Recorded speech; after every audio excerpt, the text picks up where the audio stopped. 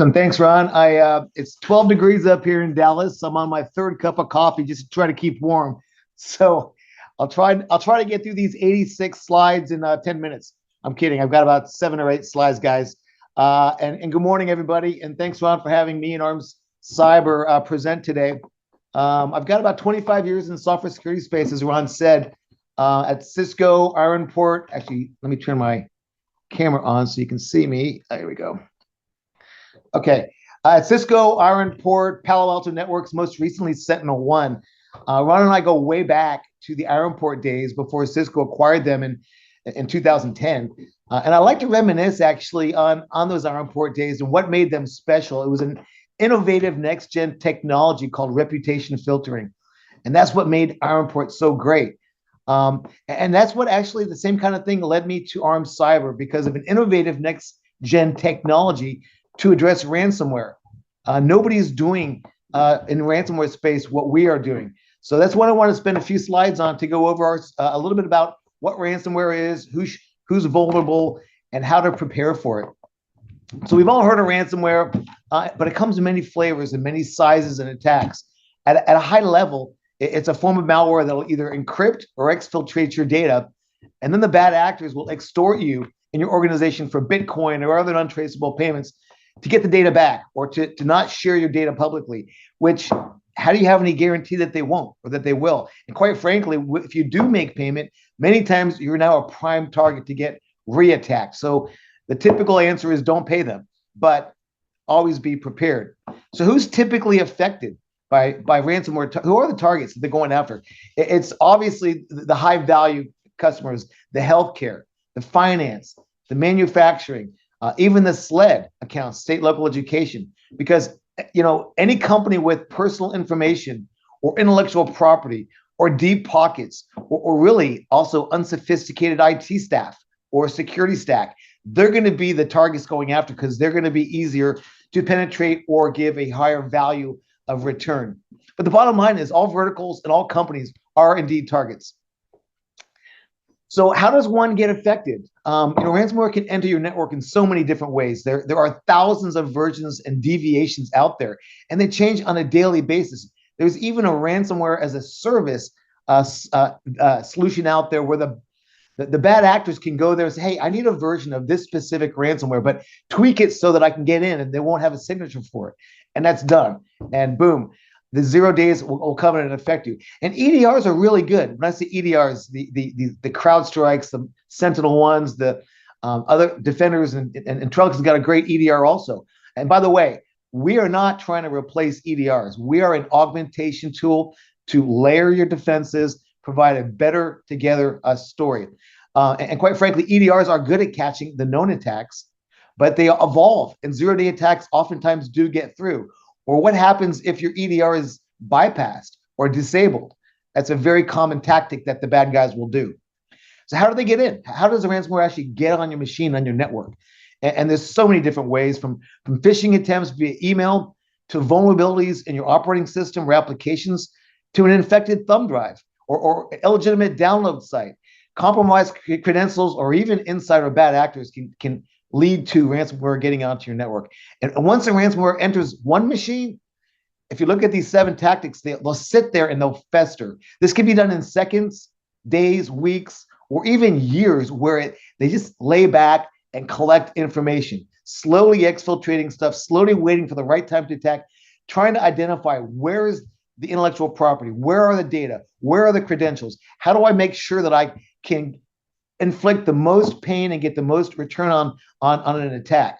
So they'll learn your network, they'll spread to other machines and servers, they'll learn your data and your intellectual property, and they plan their attack. When they attack, they're going to encrypt your data or exfiltrate your data, and eventually, once they attack you, it's almost too late. They're going to call you up or send you an email or whatever and say, you will not get your data back unless you give me money. So you don't want to be in that boat. And so that's why I want to talk about a remediation plan. Preventing malware is critical. And most EDR systems, as I said, do a decent job at the front door. But if anyone says, oh, we block all ransomware, I kind of look a different way because nothing is 100%. And most EDRs, including Defender and CrowdStrike, don't even include a remediation solution if something does get through. Again, most don't have a remediation solution because they want you to find something else to do that. Some have some modicum of remediation, but we're going to talk about different approaches here in just a little bit. Furthermore, many organizations don't even have a remediation plan beyond the backups if they do get attacked. So one of the first things, though, that ransomware does is that it seeks out and corrupts your backups. And yes, a perfectly implemented backup solution is a great plan, and everyone should have a backup solution. But again, the ransomware guy is going to find those cracks in your backup plans, that one or two machines that didn't have it implemented properly or have credentials to get in. And once they get in, they can take out your backups. So I ask you, think to yourself right now, what is your remediation plan? And have you done a purple team exercise to really execute that plan? And how many hours will it take for your people to do a restore? How many professional services will it take for incident response to come in? What are the regulations, the compliance regulations and fines going to be? So all of these things are things to consider to ensure that you've got a remediation plan and have your coverages. So I want to go over some interesting numbers that I find intriguing. Do you all know how much your budget is for IT security? On average, it's about 12%. 2/3 of companies have experienced a ransomware attack already. And ransomware is on a steady increase year over year, with about 68% increase in 2024. And the trend is going to be the same or more for 2025 because, again, the bad guys are having success, and you'll see that the numbers continue to increase on the extortion values that's taking place. All right, next slide. So here are a couple of the big ones in the news today. And in fact, many of y'all may have heard of me because I'm quite famous. I'm on the dark web. If you guys have been out there, yep. My name is out there in the dark web because Change Healthcare was a very well-known breach that took place, and my name was part of it. They actually sent me a message saying, "I'm sorry, your credentials have been hacked." So this was a $3.6 billion cost to them. Some other big ones include MGM Grand, Halbert. You can read about these almost every day of the ransomware attacks taking place. And it's on the increase. As you can see here, graph 1 shows a 10-year trend of the number of ransomware attacks increasing each year. And for that matter, graph 2 shows the extorted value per incident, again, steadily increasing each time as the bad guys fine-tune their attacks, getting more sophisticated, more ways to get in, more ways to extort you for more money. So as I said, EDR, your endpoint detection response system, is not enough. SentinelOne, CrowdStrike, Trellix, Defender, a lot of these are really good solutions, but I encourage everyone to look at a multi-layered approach. So if we talk about the evolution of cybersecurity and what the pre-execution ransomware does, it's using the old antivirus DAT files, signature files. And then when you talk about EDRs and the machine learning and the AI taking place, that's post-execution. So once it gets in and tries to do something, these EDRs can find the post-execution via behavioral analysis. They're not very good at 0 days, but they understand things and sometimes can block them. And then you have your SIMs and your SOARs, which will go out there and actually try to automate all of your logs and bring them together to identify what could be anomalous and ransomware. But the ransomware guys, bad actors, are getting more sophisticated and targeting specific areas that kind of execute between the pre-execution and post-execution. So if we unravel the evolution of ransomware solutions, and we talk about, for example, a legacy ransomware remediation solution, it's going to be encryption key capturing. Now, we incorporated this into our solution originally, but we took it out because as you unravel the onion and you talk about what encryption key capturing is, let's talk about what a ransomware looks like. What it does is when it encrypts your files, it's going to execute, it's going to create a symmetric key and encrypt the files. And then it's going to send that key back to the command and control. Well, encryption key capturing is actually an open source solution that was made available by someone, I think Boston University, about 10 years ago. And some of the legacy solutions have built on that to basically harvest the encryption key so that when you do get ransom, guess what? The bad guys can call up, say, "Hey, we've encrypted you. You're ransomed," And then you can say, oh, that's okay. I've got the decryption key. But as you unravel the onion, we have found in our testing, it only works about 25 to 30% of the time, because you have to have the proper encryption libraries, or the encryption key harvesting solution does. It also has to execute properly via symmetric keys, having the libraries. If they shard the files, you're hosed.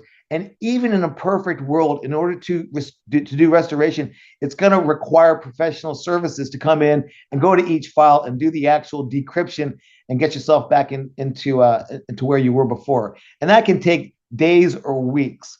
So the legacy solutions, we actually, again, built this into our product a year ago. We took it out. If you want this capability, go to our website, armcyber.com, download it for free. Encryption key capture is not the solution. We'll talk about what we do in a next-gen solution coming up here shortly. Moving forward. So in our next-gen anti-ransomware resilient solutions, we're going to do things like encryption mitigation. So we're obviously going to block it at the front door as best we can. But again, nothing is 100%. Between your EDR and our solution, you will block 99.5% of the malware coming through. But nothing is 100%. You've got to be prepared. So if it does get through, we've got some encryption mitigation, some other decoy file analysis, file entropy analysis. I'll talk about this in the next slide. And then a rapid remediation. So you can be back up and running in seconds, not days, weeks, and with no professional services required. That's the key, is the remediation. So let's talk about our solution, how Arm Cyber does it. I like to say 3 letters, P, B, and R. Preempt, block, and remediate. So when I say preempt, we are a small agent that runs on the endpoint. We run it in a enterprise SaaS environment that can be multi-tenant, and it's a very lightweight client. And so what that's going to do is provide protections on your endpoint to obviously prevent malware, but also to make sure that your EDR is not being bypassed or disabled. We've got protection levels to make your SentinelOnes, your CrowdStrikes, your Defenders all the better, because when we monitor for the bypass techniques or the disabling techniques and prevent them from occurring. So we'll make your existing EDR better. We also have PowerShell commands and Windows Service protections, as well as other protections to block on the front door. So that's the preempt. On the blocking side, we've got decoy files. Everyone here probably knows what decoy files are. Basically, they're honeypots, if you will, that are files that are put out there on your directories. And if they're encrypted or they're attacked, nobody knows about them except for us. So why would somebody do something? They're decoy files, just like they sound. So if we see these being attacked, we know something bad is taking place. We can stop the process, disable the connection, and prevent it from happening. But you know what? Maybe it got through and it blocked a file. Just like with file entropy analysis, by the way, what that does is basically it analyzes file types and knows what these document files or these file types should look like. When they're getting encrypted, the whole file formats change, the extension changes, and so we can see, this is encryption, this is malicious, let's block it. But maybe 1 or 2 files got encrypted, or maybe we didn't capture that. I'm not going to say we're going to block 100% of everything all the time, but you want to have a solution that's going to be able to remediate in seconds.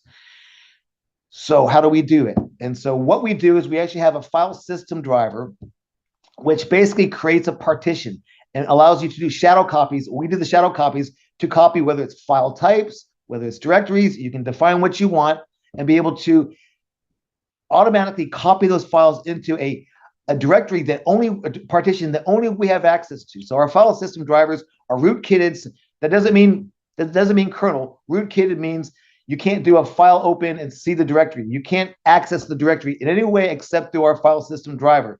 So when the shadow copies are stored in there, the bad guys can't do a couple things. First of all, they can't encrypt, delete, or corrupt them. Second, they can't exfiltrate them because they can't access them. So it's a great data exfiltration tool as well.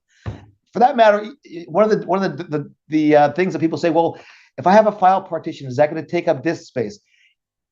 Yes and no. So from a yes perspective, we do partition based upon how many files you're going to want to use, a small subset, but we do file compression to make it very small. But from a from a non, we also do ghosting directories. So if you want to take your database files or your exchange file, database files, or other files that are not dynamically accessed, where it's a file open, store them natively in that file partition, and they're protected so that they can't be exfiltrated, deleted, corrupted, encrypted, and so forth. So two great means to be able to provide security to your data files to prevent them from being encrypted as well as exfiltrated. And if they are, single click of a button through the admin interface to restore them in seconds, not days, not weeks, and no professional services. So it's a very elegant solution. This is why I came on board Armed Cyber, because we're the only one doing this today and provide this level of capabilities. Again, if you want to do the decryption key harvesting, we provide that as a free download. I want to kind of just summarize by asking you all, do you have a multi-layered ransomware defense? And if something does get through, what is your remediation plan? How many hours will it take to get up and running? What will that mean to your business, to your bottom line, to your reputation? Armed Cyber can help. I'd love to work with you guys and schedule a follow-up demo, a free POC. You can reach me at tom@armedcyber.com or at the phone number below, or just reach out to Ron. Ron and I love to keep in touch, and he'll get you my information, get you my slides. And thanks, Ron, and everyone for listening today and the opportunity to present. Have a great day.